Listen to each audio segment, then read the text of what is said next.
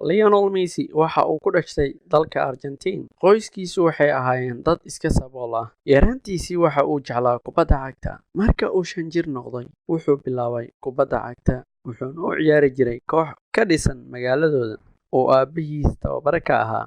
Marka uu 8 sano gaaray, wuxuu ku biiray naadiga Newell's Old Boys Club. Waxaa asiga soo korisay ayeeyadiis.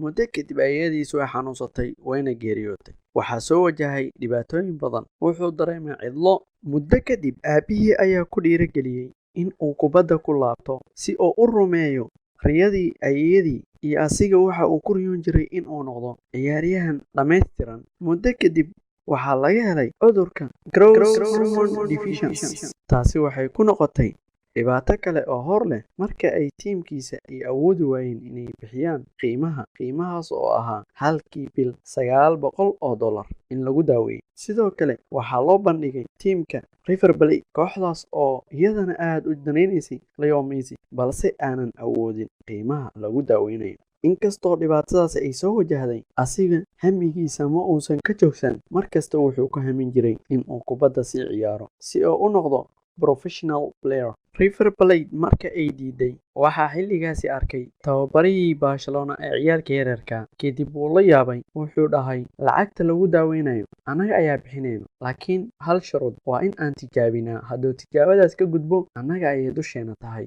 Kadib Messi waxaa loo soo qaaday Spain si lagu tijaabiyo. Markii la keenay kooxda Barcelona, way la yaabeen dadka dhan sida uu u gaaban yahay. Balse markii garoonka uu galay, waxaa dadka ka yaabiyey mawhibada uu leeyahay iyo qaabka uu kubadda u fahmayo. Waxaadba u moodaaba in loo dhalay in uu kubadda ciyaaro oo keliya. Kadib waxay ku abaalmariyeen madaxdii Barca in ay heshiis ka saxiixdaan. Heshiiskii ugu horreeyay ee Lionel Messi waxaa lagu qoray istiraasho, sababtoo ah xilligaasi waxay heshiiska ku galeen maqaaxida aabihii.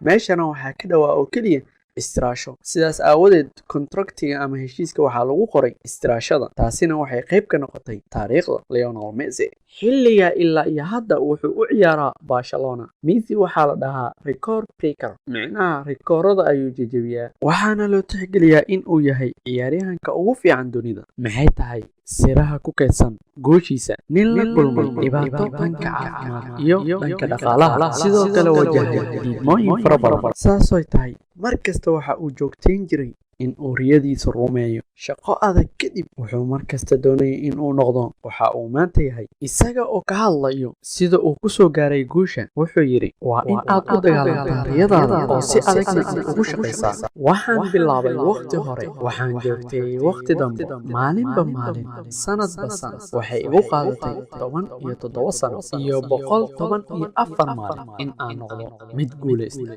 Bilow maanta si aad riyadaada u rumayso. Wax walba aad awoodid u sameey si aad u noqoto mid guulaysta.